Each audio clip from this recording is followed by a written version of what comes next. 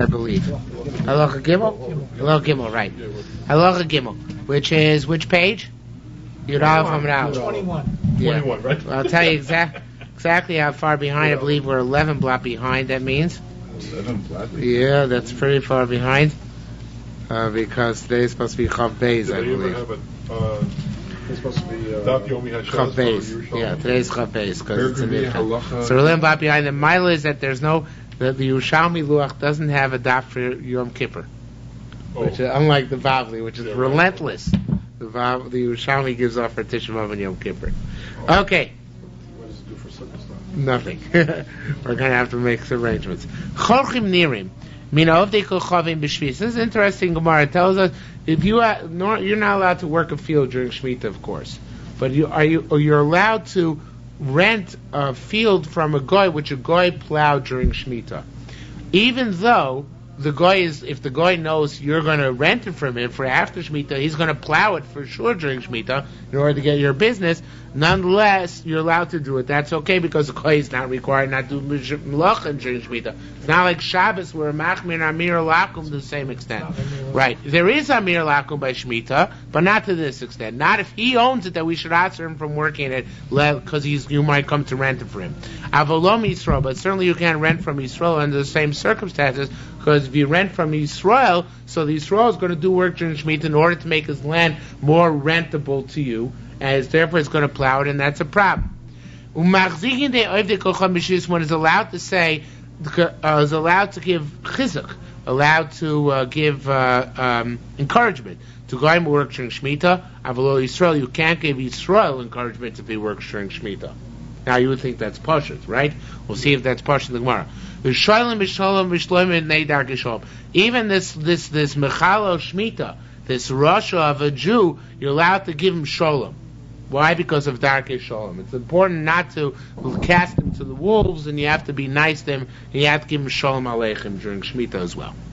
Okay, says the Gemara, Rabbi Chiya Rabbi Ami, Chad Amar, one said, what can you tell a goy during Shevi'is? He says, Mamish, you can tell him, one said, Charosh Batavos, plow it well, Vana Nasiv La Minoch B'Sar Shemitah, and I'll take it from you after Shemitah. In other words, you can Mamish tell him, I'm intending to rent this field from you after Shemitah. That's fine. The Charin Amar, the other opinion here held, you can't go that far. What can you say him? He says, Ayasher. You can say to him, may you have strength. Yasher Koyach means you should have a lot of strength. So that much you can say, but not more than that. Now, let's take that to Yisrael. He said you can say to a guy, plow it well and I'll take it from you after Shemitah. To what extent can one inquire as to the welfare of a Jew? Even to say Ayasher. It's an amazing thing. In other words, if you see a Jew working during Shemitah, according to this opinion, since to a guy you can say, plow it well, I'll take it from you after Shemitah. To a Jew you can even say Yasher Koyach. Which is an amazing concept. Because, like, you know, go to right. You go to it's an amazing thing, right? You say so you say, yeah, sure. May you have strength. It's an amazing concept. I don't think we possibly like this. I don't know for sure. But that only encourages more people to do that. Right? Yeah. Well, it's an amazing thing. That's what I'm saying. It's a stunning thing. You can say Yasher Koyach to a guy. So Ma'u Shlolim b'Yisrael, Ma'u Shlolim b'Shlomo. To what extent can you be Sholom by Yisrael? So here I have the gears of Kishlom Yisrael, like the Jews give Kisholom to each other, Sholom Aleichem. Not more than that. So in other words, according to this opinion, you can't say Yasher Koyach to Jews working during Shemitah. What can you say to him though? To say Sholom Aleichem, you can say it to any Mechal Shemitah. Dilma, which Yerushalmi means a Maisa. Rabbi Chanina bar Papa, Rabbi Shmuel bar Rav Nachman, Avon Achad Mikosh Shvi'is, they're passing by somebody who was plowing during Shemitah. Normally, Rabbi Shmuel bar Rav Nachman, so Rabbi Shmuel bar Nachman said to the fellow who was plowing, Ayasher, should have strength. Amalei Rabbi Chanina bar Papa, so Rabbi Chanina bar Papa said, locate Ilfan Rebbe, didn't you teach us Rebbe the following pasuk? Those who passed by did not say Birchas Hashem upon those who were working. Now here it says, he explains here on the bottom, that prior to this phrase in the pasuk it says, "Al gabai chorshu chorshim." On my back, the plowers are plowing.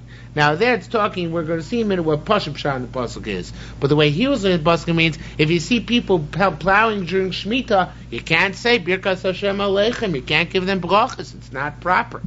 So Mikancho Sulomer L'Chol Shevi'is Hayasher. You can't say people are plowing during Shemitah Yasher Koyach. Amar Lei, so he said, L'Krois Atoyedea. So Rabbi Shmuel Ben would say, you know how to read psukim. L'Idrosh Atoyedea, but to darshan them you don't know. You're not a darshan.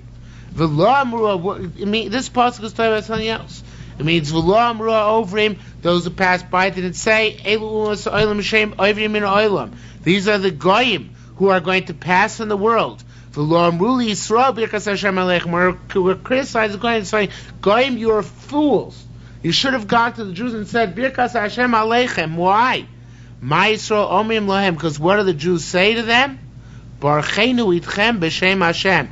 You'll be blessed with us in the name of God. Okay, in other words, the goyim get their bracha. We know the Gemara says in Sukkah that when we had during Sukkahs, when they used to sacrifice the 70 korbanos, they were for the welfare of the goyim. And were the goyim to have known that, or maybe they did know it, but had they realized how significant it was, they would never have destroyed the Beis HaMikdash. It was their idiocy that they destroyed the Beis HaMikdash. So here too we're saying it would be a great bracha for the goyim to come and give chizuk to Am Yisrael and be mevarech with Am Yisrael, right? Barchenu itchem b'shem Hashem. Which if I understand correctly means that the goyim should say to the Jews say to the goyim, you should be mevarech with us in the name of God. Lo tayechem shkol brachos bos b'shvileinu habos lo lam b'shvileinu, and I have the word saying bos here. Is it not enough? Don't you know, or is it not enough for you to know that all the brachos that come to the world, they come for us? In other words, for the Jews, all the brachos come. V'yatem omrim lonu bo v'tolchem in our brachos alolu. Aren't you going to come and say? Shouldn't you at least come and say to us? Come and take from our brachas, which I assume means that the goyim should come and say to the Jews, take from our gashmias. Whereas we know that the bracha comes from you, take from our bracha, take from the gashmias which we are getting. V'lo, not only that, eloshatem megalgim aleinu, even though you don't give us gashmias, you take it away from us. You throw upon us payosin, which are very different types of taxes, varnonios, which is real estate tax, Gulgolios, poll tax, Vizimios, another type of fine. So in other words, the goyim should be giving the Jews instead of taking the Jews. They're idiots. They don't realize the brachos come from the Jews. So that's what it means here. He says the pasuk there, pasuk in Tehillim means that the goyim didn't say Birkas Hashem Aleichem. They didn't say the bracha of Hashem is upon you, the Jews, and therefore we should appreciate you. So this pasuk is not talking about plowing and giving brachos during Shemitah, but rather it's talking about how the goyim didn't give the proper brachos to the Jewish people, and they didn't participate in helping the Jews out. Holy Rabbi Ami gave a psak that it's lir do simon, that it's even allowed to work with a Jew, with a goy during Shemitah, as long as you're working stuff which are already severed from the ground. Lir do simon literally means to remove the cakes of pressed dates with them. They used to stockpile them on a wall, kind of like they used to make pitas in the old days by sticking them to the sides of the oven. So the lirdias hapas on Shabbos means to take the bread out of the oven on Shabbos. So here lirdos means to take the pressed dates which were stuck to the wall. They used to take them off. So you can do that with a goy during Shemitah, because that's already stuff which is severed from the ground, it's no longer connected to the ground. What you're not allowed to do with the goy during Shemitah is work the ground with him. That you're not allowed to do. But to work with stuff, separate stuff, that's okay. Okay, let's go to Halacha Dalet. Hamedel b'zeisim. Somebody who's thinning out his olive grove, but he is not allowed to thin it out in order to make the olives grow better. That's also during Shemitah. He's thinning out because he wants wood. He's cutting down trees for wood. So Beis Shammai Rimi Gom. Beis Shammai says you have to leave a stump in the land, because if you don't leave a stump, it looks like you're improving the land, because you're actually digging out the stump out of the ground. You have to leave a stump. Beis Hillel made misharesh. No, you can uproot the entire stump as long as your intent is to take wood for firewood and not to improve the land. That's okay during Shemitah. Umodim, however, they both concede. B'machlik, if you are taking a large swatch of olive trees out of commission to use for firewood, so then it looks much more like you're working the land. So in that case, yigom, you really have to make sure to leave stumps. Because if you don't leave stumps, it looks for sure like you're working the land. Ezu ha-meidel. What's a meidel? Which Beis Hillel said you don't have to go down to the, you don't have to leave a stump. Echad or shnayim, one or two. Hamachlik, when is it a clear cut where you have to leave stumps, even according to Beis Hillel? Shlosh zeh where you have three, one next to each other. When is this true? When it's in your own field, because then we're afraid maybe you're doing it in order to fix the field. But if it's out of your friend's field where we're not suspicious that you're fixing his field for planting, even if you're taking a large swatch, 3 or more, you can even take up the roots in that case. Got a problem. Yes. You can cut. I thought you couldn't cut down fruit trees to use. Yeah, you generally can't cut down fruit trees. There are only isolated cases where it's permissible, such as where they're not producing fruit, or where they're more worthwhile for their wood than for their fruit. Oh. Okay, but you're right.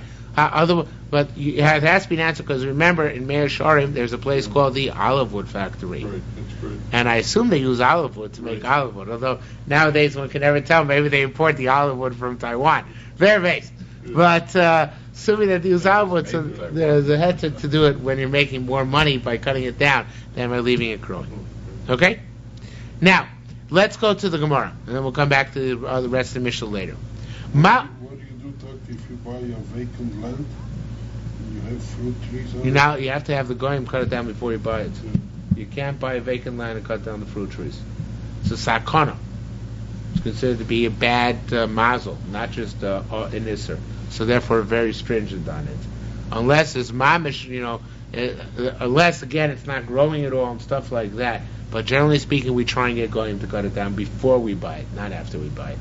In Yisrael, they have a base medrash for the high school, which is very strangely shaped. It's very long and very narrow. Because of this reason, because they had the fruit tree growing nearby, and they didn't want to cut it down.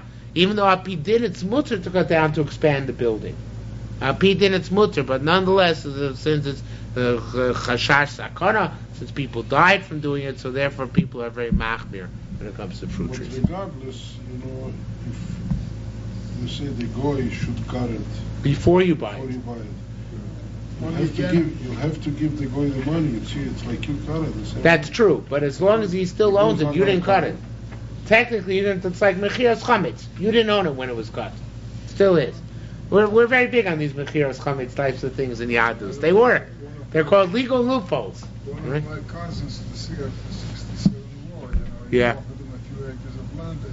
Yeah. He says, how can I buy that land? I can't make a thing. He says, it's fruit trees. Fruit trees, you can't cut them down, right? So you didn't buy it. Right. Later on, it became very rich because there was parcels. I don't know how they did it, but he done it. He didn't need it. All right. Mala meidel. What's a meidel? Echad or shnayim. That's when you move 1 or 2. Noitel echad meshniach shnayim. Does it mean you take 1 and you leave 2? Or noitel shnayim you take 2, meniach 1 and leave 1? The very Rebbe Tani, in the house of Rebbe, they learned, Noitel echad meshniach shnayim. You take 1 and you leave 2. But ninon. Didn't we learn a machli explosion besides that when it's considered to be a clear cut, only we're doing 3 next to each other? Or meidel, but meidel which is permissible is where you don't have to worry about taking out the stump, where you can even take out the stump is noitel fi shnayim meniach. It sounds like even if you take 2 and leave 1, it's okay. Rabbi Yehuda said, Masnisa, our mishnahs b'meidel b'tchila is where you're starting now fresh, and there you can even take 2, leave 1, take 2, leave 1. Madetani debei Rebbe, that was shown in the Bryce from the house of Rebbe, is b'meidel mikvar, is where you already started being meidel previously from before Shemitah, and there already are open stretches in the field. So there you have to be more stringent. You can only take 1 and leave 2, 1 and leave 2. You can't take 2 and leave 1 because there are already a lot of open areas. Okay, says the Bryce further. Tani, we learned, Ein mitzisin es or b'chichas hakanim. There's an interesting thing they do this in the Amazon, right? They clear underbrush by burning, right? Yeah. So in Indonesia, I think that's why they have all the forest fires there now. So the thing is that the reason why they do this is to clear the underbrush so the reeds which remain or the bamboo shoots which remain will grow thicker. Okay, they just clear out the underbrush, not the main shoots which they want to grow strong. So you're not allowed to do that according to in Shemitah during Tanakama.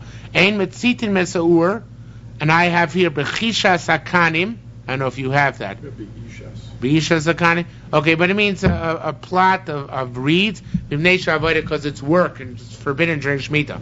Rishon Gamliel matir. Rishon Gamliel says it's okay. You know why? Because Rishon Gamliel also say noit imil esrak b'shisinam pasnakim. Rishon Gamliel says you can paskin non-fruit. You can plant non-fruit bearing trees during Shemitah. Okay, it's really Shemitah only pertains to fruit bearing trees. So we don't paskin like him, but that's his shita. Okay, so therefore, of course, he allowed you to do work in a patch of reeds, which is not fruit bearing during Shemitah as well. Even fruit bearing trees, it wouldn't grow for 3 years anyway. Yeah, but it's still, you're not allowed to start the process during Shemitah. Anything which has to do with zoreya, which means to plant fruit bearing trees, would be forbidden during Shemitah, even though it might be orla for the next 3 years. So if you're florist, you can plant flowers? Well, according to Rishon Gamliel, we don't paskin that way. That's the thing. Now you want to train a calf to plow. So you can't plow during Shemitah, so you have to have him plow in the sand, because sand can't grow anything anyway. Rishon Gamliel holds, it's even permissible in your field, as long as you change the gauge between the furrows. Now we're city slickers, this means nothing to us, but there was a certain standard distance between the plow furrows which was necessary in order to plant properly. And if you didn't have that proper gauge, the proper distance, it couldn't plant properly. So as long as you plant it far enough apart, that's okay. Okay? As long as you make the furrows far enough apart, you can even do it in the backyard, since it's just a training mission for the cow, it's not actually intended to plant. Okay, Tani, we learned Abashol Omer Mavrin B'churshin. Now, Mavrin means that you clear cut, but it's a forest. So it doesn't look like you're going to plant there again. People didn't replant forests. So therefore, if it's now they do. Now they replant forests. Yeah, but back in the time of the Gemara, they didn't bother. They didn't, so therefore, they had plenty of forests still. Some countries you can't, no matter how much he has, then he cuts out some much. You always have to replant. Yeah, but then they didn't do it. So therefore, it didn't look like he was preparing the land to replant afterwards. And you can cut clear to the land, the ground. You don't have to leave any stumps. However, you're not allowed to remove here he brings down here on the bottom. You're not allowed to remove in this case, you're not allowed to remove the stump because then it looks like you're hoeing. Okay, in this case, it looks like you're hoeing. If you remove the stump, so you have to refrain from that. But you can cut down to the ground. I used to do when I was in concentration camp, cutting forest. Yeah. And we had to dig it out. You have to dig it out. So they can plant there. But no, not for planting. It's just what the Germans wanted to have, so they'll be able to, to use it for the army, Oh, the wood, because they want all the wood they could possibly get. To take it out, some of those big ones, so you get to the roots, it's not that easy. You have to work sometimes the whole day to get out of the tree. So I was chopping him, and they caught me. He says, when you do a job, very clean with the floor. He says, when you chop like this, go ahead. So I did my cutting, and then I have to do it, and the rest of them I was sleeping. So you had to do flush to the ground. Flush to the ground. So that's what we're talking about here. You're allowed to you can be gomei me'aretz, which is flush to the ground, which is obviously more beneficial for the use of the wood. But you can't start chopping around with an axe, because then it looks like you're chopping actually in the ground and hoeing, and that's not good. Okay, that's part and parcel of the uprooting the roots. In that case, you're not allowed to do that during Shemitah because it looks like you're actually preparing the ground for planting. Lumberjacks, let's put it this way. Right. No, it's better to be lumberjack though. It's better to be lumberjack because lumberjacks, I assume, don't take out the roots. Don't take out the roots, but Yeah. you're allowed to cut it. Yeah, okay, so you're allowed to cut it even the best way possible during Shemitah. But you're not allowed to remove the roots because that looks like you're preparing the ground. Vein boki mazroim. It's an interesting thing. One is not allowed to test plant seeds, ba'adama bud seeds, in a dirt, which is in a pot. I assume this is a pot which is perforated, because otherwise I don't see what the shiur is. Avaboki masam bigloim bud seeds, but you're allowed to check seeds if you put animal excrement in a pot, even if it's perforated. You're allowed then to plant in it, because that's not considered to be derech zriya. Derech zriya is only in dirt. So even though I'm assuming it's a perforated pot, so it gets moisture from the ground. But since your planting is actually an excrement, so therefore it's permissible. Okay? Carrying one step. Exposed in order to come out good stuff. Yeah, but they wouldn't plant. They even did that then. They just wouldn't plant exclusively in excrement. That was not derech zriya. Yeah. Carry you one step forward with hydroponics. No, that's the next thing. We will carry one step further. One is allowed to soak seeds in water for use of Motzoi Shemitah, because there's no Isser planting in water. That's why hydroponics are. But they don't do hydroponics anymore. It's proven non-cost effective. It didn't work. I don't think they do it anymore. It's much cheaper to bring food from Chutz La'aretz. One is allowed to bring no chalutzim anymore. Doing pioneering work. One is allowed to. Yeah, one is allowed. That's right. That's what they do it for. One is allowed to leave aloe. It's a type of aloe vera. It's a type of herb. One is allowed to leave that growing out of the top of one's roof. That's where they used to grow, on the roof. Below mashkin so, but one is not allowed to give it water, because that makes it grow even stronger. That you're not allowed to do. Ain't tolim tukim b'teina. This is a very fascinating Gemara we're about to learn. One is not allowed to afflict, literally dangle, punishments on a fig tree. Ketzuro. So what does it mean? How do you punish a fig tree? Ma'aseh yichud d'teina. You bring a branch of a fig tree which is growing fruit, satir, and you beat the fig tree which is not growing fruit. The taliba, and then you hang the branch from the fruit tree which was fertile on the fruit tree which is infertile. V'amarla, and you say to the non-fertile fruit tree, Hado avda, that one's working. V'at lo avda, you're not working. So they talk to the plants. They talk to the plants, yeah. Sounds like in the movies. What was his name? So his brother was talking over the plant. So that's what he's doing here. No, so he says on the bottom, he wants to be explain it a little bit. There's a Bible in Shabbos says sometimes they used to make all sorts of marks on plants, so people would pass by and say, "Oh, this plant is a problem. We'll daven for the fellow who owns the plant." So this is kind of a sign to the Ovrei Drachim, to the passers-by, to daven for the welfare of this plant. Okay? V'lo kein ta'ani. Ask me, wait a minute. So why is this not permissible? Didn't we learn a brayso? Elon shumanabel piros, of a tree which dirties the fruits, means it drops its fruits before its time. Sokinoso besikra. You're allowed to mark it with red marks. Umatinimosam ba'avonim, and you're allowed to load it on with stones. Umavhitzin alay, and we frighten the tree. The avid that it should start working, right? So again, it's a strange thing, frightening a tree. That's why he's saying pshat, that we get people to be frightened about the tree. All the people who are tree huggers, that they all get excited. Perhaps if this tree doesn't start producing fruit, they're going to cut it down, so they start davening for it. Okay, Tom also says more there you can do it. Lo yase peroisa, because there you do it in order that it shouldn't cause its fruit to fall off. But here, the advocate chil, you want to spark this fruit tree into producing more figs. That's also. So to prevent it from dropping the figs that are on it, that he could do, but to goad it into growing more, that's forbidden. One is not allowed to graft palm trees. That's an interesting thing botanically. It seems palm trees don't grow unless you graft the male tree on the female tree. They don't grow fruit. You have to, in order to grow fruit, you have to actually graft males on females. Okay? They're males and females by plants. Sure, every thing. Right, so you have to actually graft them in order for them to grow together. So you're not allowed to do that during Shemitah. Shalot Tomar, don't think, Hoil Vefsid Rabu, it's a great loss because they're not going to grow any fruit at all unless you graft them. Sharei, it's permissible. Because there is precedent for that. The Gemara brings down in Pesachim that there are matzah for the people who lived in Yericho, which is Ir HaTmarim, to graft their fruit trees Erev Pesach, even though normally Erev Pesach is also been Malacha. But they're allowed to graft their fruit trees Erev Pesach. How is the grafting, of all kinds of fruit Isn't that on one tree?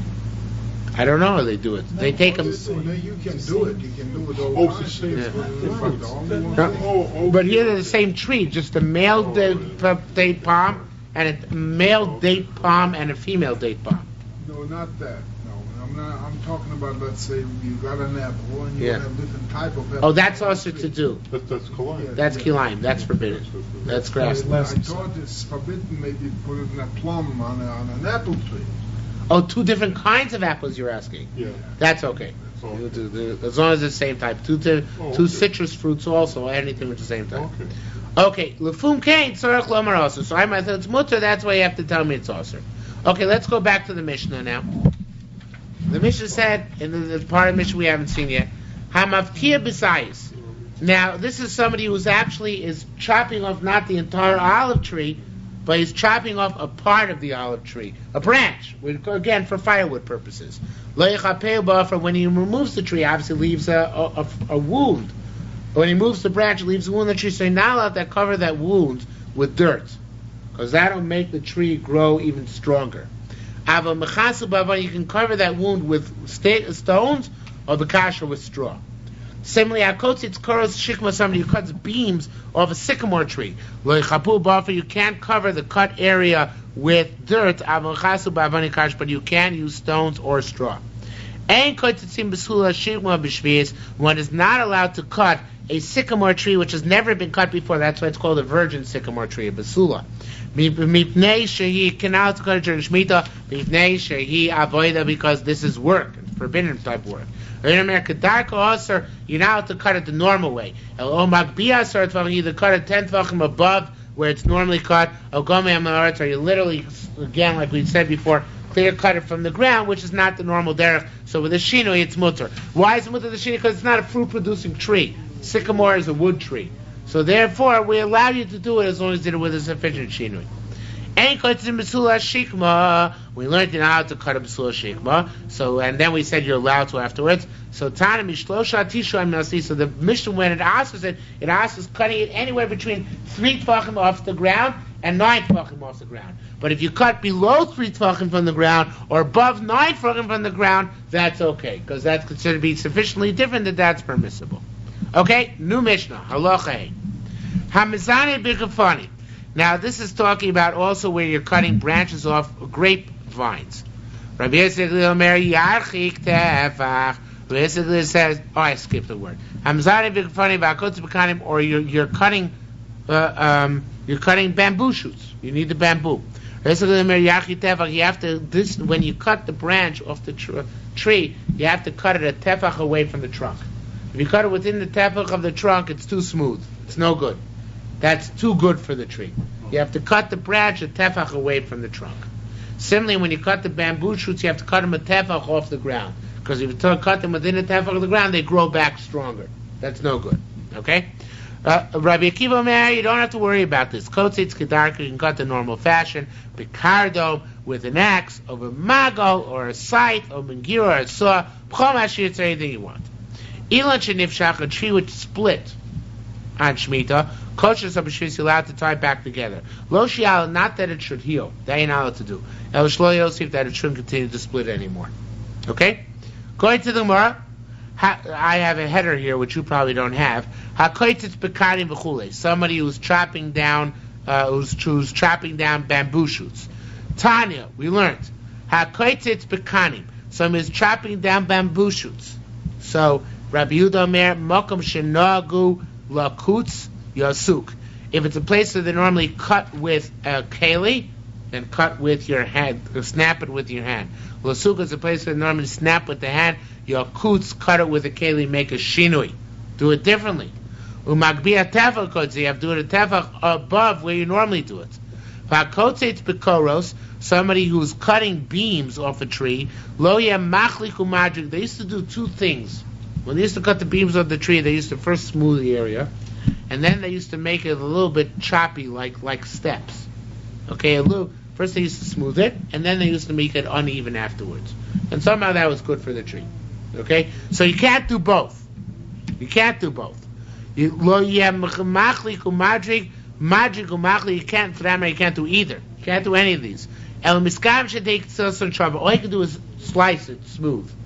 Afterwards, you can't tamper with it. Okay, this machli madrig would be after you cut it, you then fix it up by making it either smoother or by making little steps. By doing both, you can't do any of these things during Shemitah. That's for prohibited.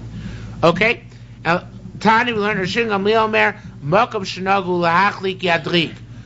You can do it with a shinu. In the place that they normally made it smooth, you can make it zigzag in and out. And vice versa. Lidro, place that they made it zigzag in and out where it was cut, Yachlik, you can make it smooth. You can't just do it the normal way they normally do it in that place. The Gomi Mimoretz, and you don't even have to distance yourself a tepach above the ground. When you're cutting bamboo shoots, all you have to do is you can cut it actually at ground level as long as you don't use a hoe, because a hoe or a pickaxe, it looks like you're working the ground. Okay, so Rishon Gamliel is consistent. He's always more makel, especially by things which don't have fruit. So Rishon Gamliel is always more makel during Shemitah. Rabbi Yosef Gamliel says you should distance yourself a tefach.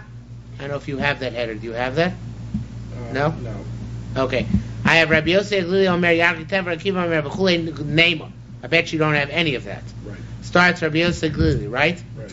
Rabbi Yosef Gamliel could be Shammai. Rabbi Yosef Gamliel holds like seems to hold like Beis Shammai. Beis Shammai is the ones who said at the beginning of the parak that you have to leave a stump when you cut down the olive trees for firewood. So Rabbi Yosef Gamliel is saying the same thing. You have to leave a stump. Rabbi Akiva says you don't have to leave a stump. Like Beis Hillel said you can clear a cut. So it's more of a chen asinon. Are we going to make things work like that? Rabbi Yosef Beis Shammai, we never like making anybody be like Beis Shammai. Beis Shammai is the most unpopular guy in town, right? We never like any time to go like Rabbi Beis Shammai. So therefore, we have to set Rabbi Yosef up that he can work like Beis Hillel. How so? Rabbi Yosef felt that here by the grapevines, if you cut within a tefach of the trunk, it looks like you're pruning. So it's worse.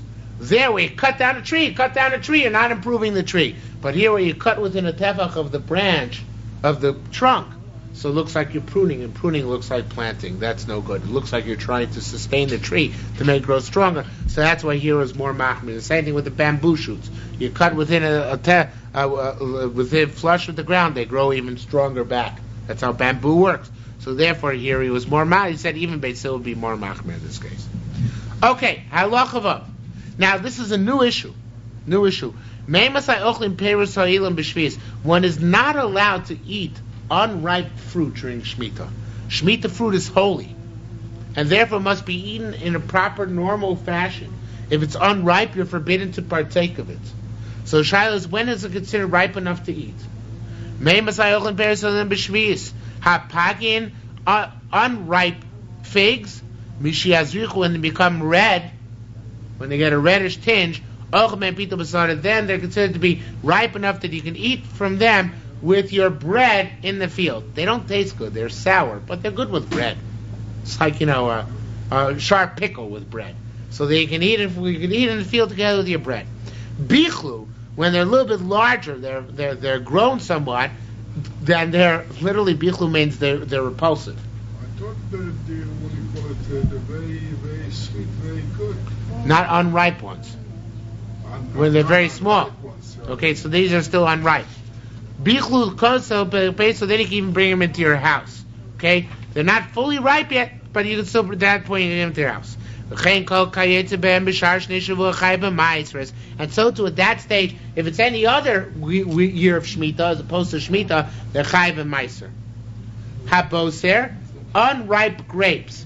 Mishevi mayim, once they have some juice in them, you can eat them, use them to eat your bread out in the field.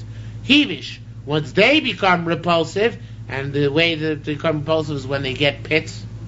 They didn't have seedless grapes in the old days. It's a mutant.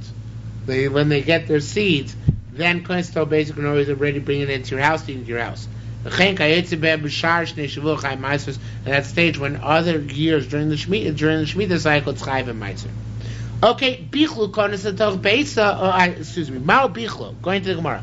What's Bichlu? Rabbi Chia Bar Abba Amar Chayasa. When they're raw, they're somewhat ripe but not fully ripe. Kamona Tamer, like it says, Gam Nafsham Bachlabi. Their soul was repulsed in me. So they're still they're repulsive, but they're not. There's a stage in unripe where they're not even repulsive yet. That's when you eat them out in the field. When they're repulsive, then you can already take them to their house. They're lousy, but they're fart. Nevertheless, they're already figs. Okay? Bichlu kodesh no beit. So how do we know the two shiurim? One shiur we can eat out in the field, another shiur you can take it out to your house. Because Ksiv, it says, it says by Shemitah, all the crops should be for the animals to eat. Now, animals, they eat in your house, not in your house literally, but in stables. They're at home, they're domesticated. That's a shiur for in the house. Ksiv, it says, there are times you eat out in the field. That's a shiur. So there are two shiurim. Rabbi Chia Bar Abba Omer Shteit will saying the two shiur for a crop. Achas min abayis, one when it's even earlier in the ripe stage when you can eat out in the field, but one when it's later in the ripe stage you can already bring it to the house. Achas min abayis, achas min asod. Rabbi Yosef Bar Chanina boy, he asked the Shaila Puggy, what about this unripe figs? Ma'al lasos mem melugma, can you make from them bandages? The juice, I guess, was acidic in some way. It was good for curing wounds. Maybe it was antiseptic or something like that.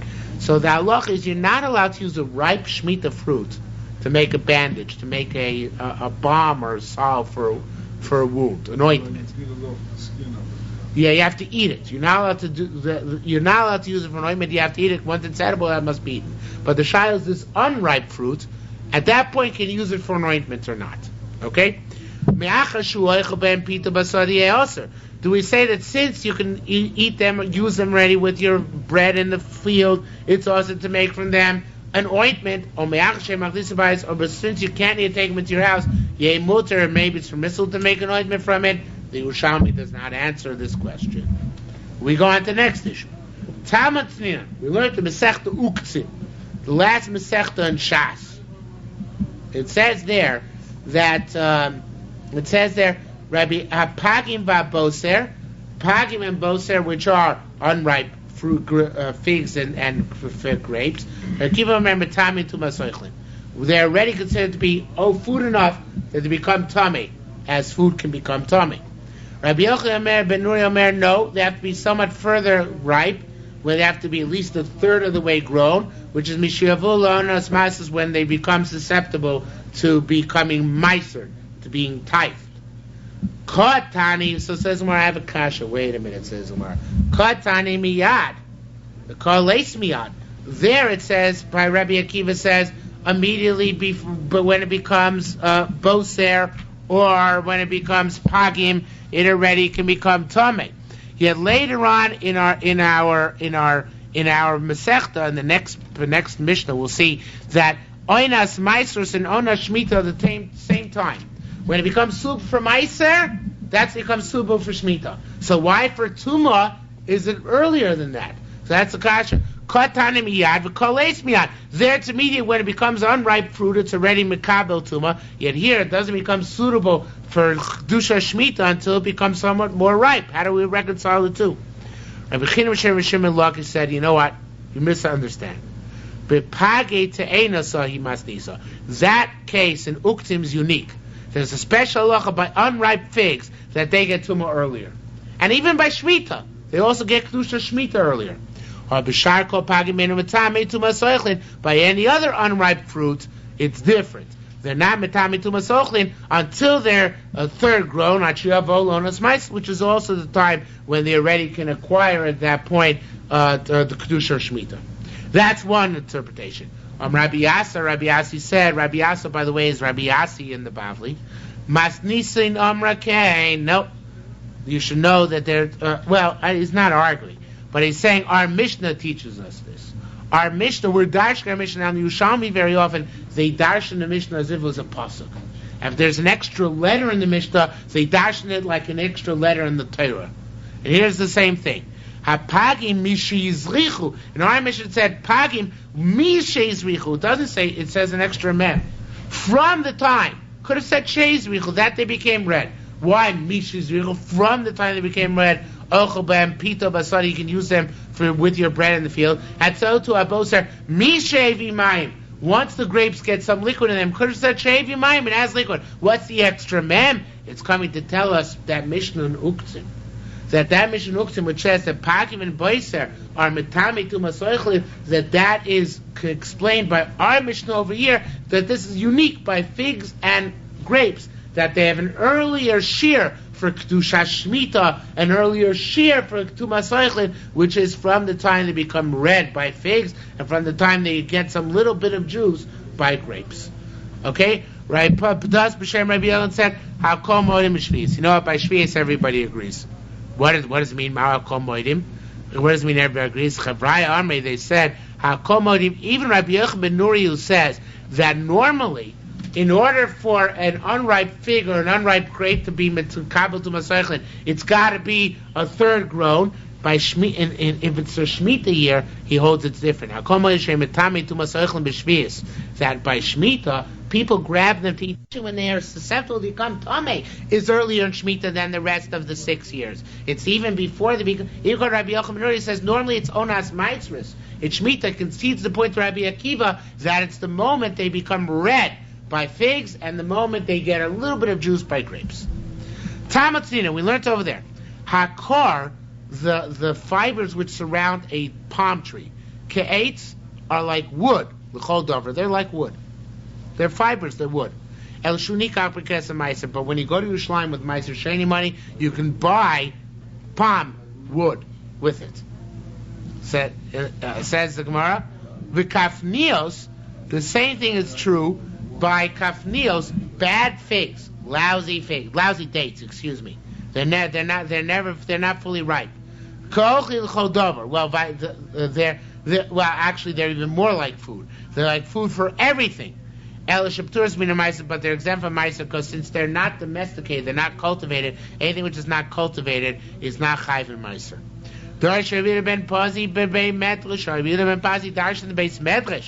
Hakor, palm fibers, in Kedusha Shevi'is Cholin. There's no Kedusha Shemitah on them. They're not food.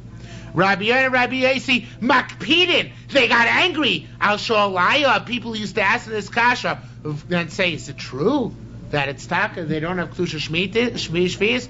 Varmelin. They say to people who ask the kasha, "Man," and I have the words "Omelachon Cain." Who said this to you?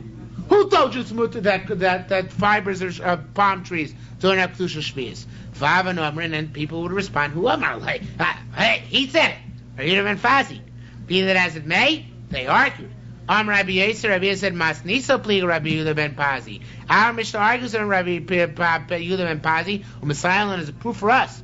The Tanya we learned. What's the price which we're talking about?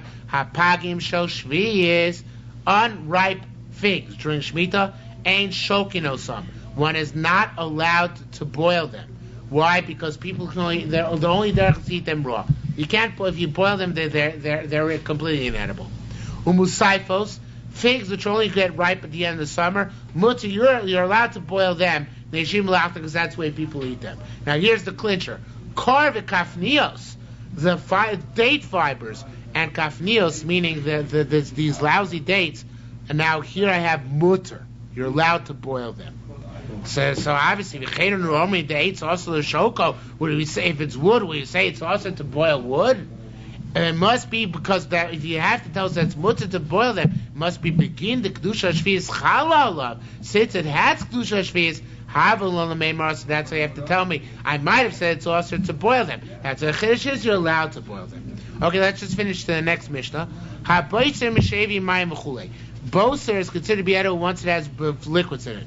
Gabi boser ma'isl meimar. What? It's bad to eat boser. It's unhealthy. Unripe grapes are bad for you. Who's going to eat them? Rabbi Avin said yes. Shkein derech hakeos ochenosos. Pregnant ladies eat them.